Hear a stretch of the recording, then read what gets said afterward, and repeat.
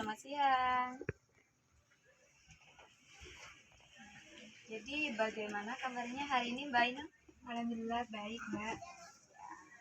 Jadi untuk sekitar 1 atau 2 bulan yang lalu kita telah berbicara tentang bagaimana Anda kadang-kadang merasa kecemasan dengan tes atau pengetesan yang akan Anda hadapi.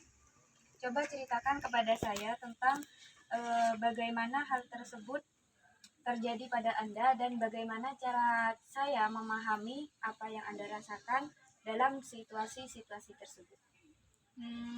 Saya menjadi benar-benar gugup sebelum menjalani ujian, dan kondisi itu mempengaruhi kinerja pada diri saya karena saya sangat cemas.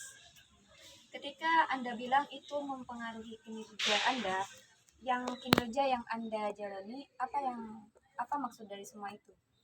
Saya membom mereka karena saya merasa begitu khawatir pada diri saya sendiri.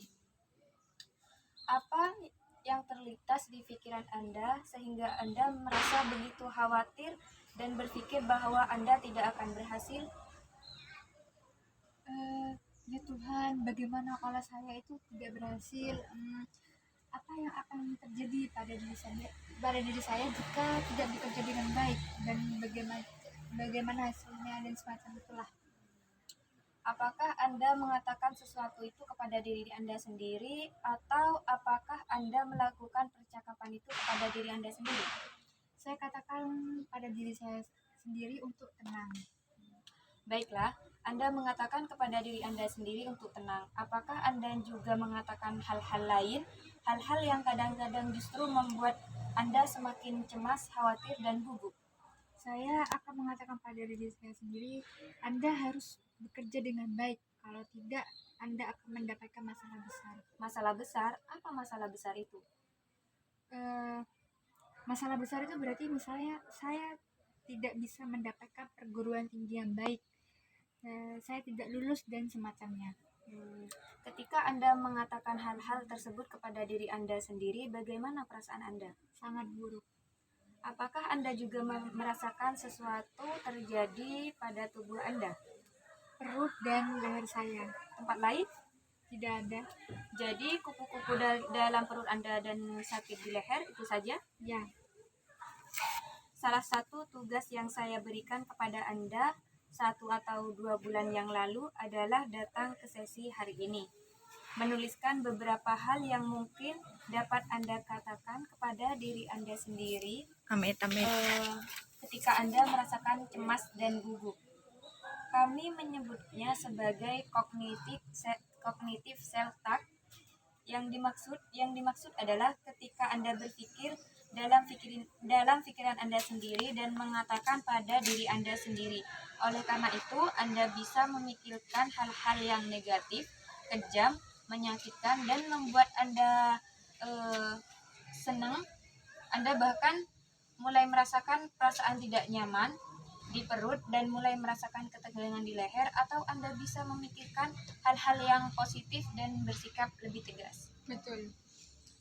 Dan jika Anda memikirkan hal-hal yang positif dan bersikap tegas, maka mustahil untuk memikirkan tentang hal-hal buruk. Baik, betul sekali. Hal-hal buruk. Dan kita menyebutnya reciprocal inhibition. Pada dasarnya, hal itu berarti bahwa Anda tidak melakukan hal-hal yang berlawanan di waktu yang bersamaan. Jadi kalau Anda memikirkan sesuatu yang buruk, tidak akan mungkin Anda memikirkan hal-hal yang positif, yang itu membuat Anda semakin tenang, tidak merasakan kecemasan.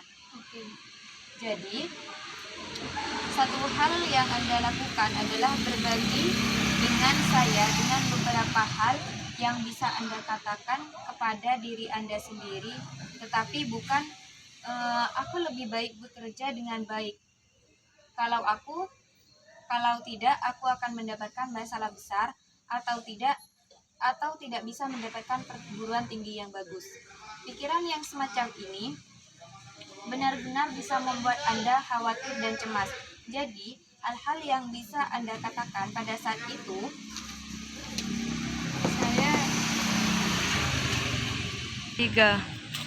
saya menjelaskannya untuk Anda. Saya lihat Anda sangat serius dalam menghadapi masalah ini dan saya benar-benar menghargai usaha Anda. Apa yang tertulis di kertas itu? Saya katakan pada diri saya sendiri, jangan khawatir terhadap apapun, karena pada akhirnya semua itu akan berjalan dengan baik. Jadi tidak ada gunanya menjadi stres tentang hal itu. Jangan khawatir dan tidak ada gunanya stres. Ada yang lain? Saya juga mengatakan pada diri saya sendiri bahwa saya untuk mengambil nafas panjang dan rileks. Bagus, nafas panjang dan rileks. Pernahkah Anda mengambil nafas panjang? Beberapa kali, kalau saya benar-benar merasa gugup, dan saya akan melakukan hal itu. Bagaimana rasanya? Berhasil.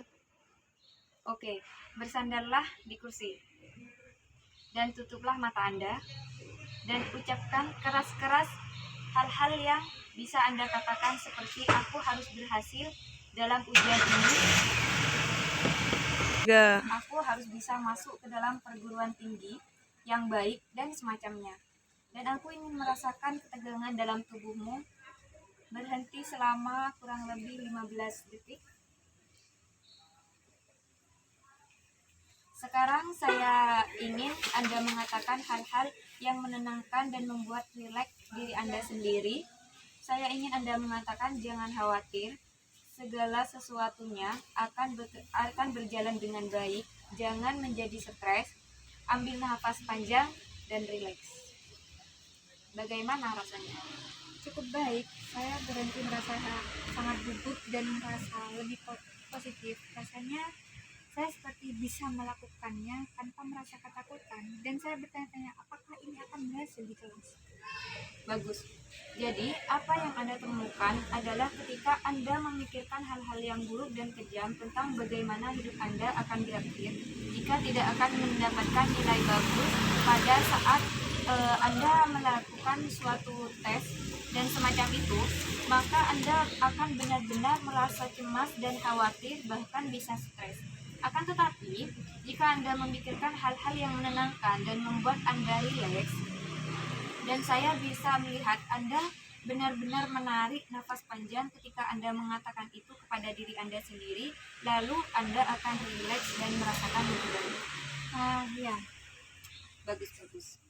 Proses tadi itu disebut self-talk, dan hal itu didasarkan pada prinsip reciprocal inhibition, yang sekali lagi berarti bahwa Anda tidak mungkin memikirkan hal-hal buruk dan hal-hal positif dalam waktu yang bersamaan. Jadi, Anda memblokir semua hal buruk yang terlintas di benak Anda, semua hal yang menyakitkan dan membuat Anda stres. Katakan kepada diri Anda akan memblokir dengan semua perasa yang menenangkan dan membuat rileks diri Anda sendiri, dan itu adalah cara yang sangat membantu untuk membuat Anda terbebas dari stres. Hal itu juga merupakan cara yang sangat membantu untuk menenangkan diri sehingga bisa fokus dan menyelesaikan apa yang perlu Anda selesaikan. Untuk pekerjaan rumah, saya ingin Anda mempraktikkan self-talk positif 5 kali sehari, masing-masing paling selama 1 menit setiap harinya, sampai saya bertemu dengan Anda minggu depan. Bagi waktunya sedemikian rupa, memanage waktunya sedemikian rupa sehingga Anda mengerjakannya dengan ketenangan, mengerjakannya 1 atau 2 latihan di pagi hari, di siang hari, dan di malam hari. Baik, seperti itu Mbak Ainun, apakah Anda bisa memahaminya? Baik, bisa dipahami. Mungkin pertemuan hari ini bisa dicukupkan. Jadi Anda bisa kembali lagi ke sini di minggu depan. Terima kasih Mbak Ainun atas waktunya. Ya, sama-sama Mbak. Selamat siang. Ya.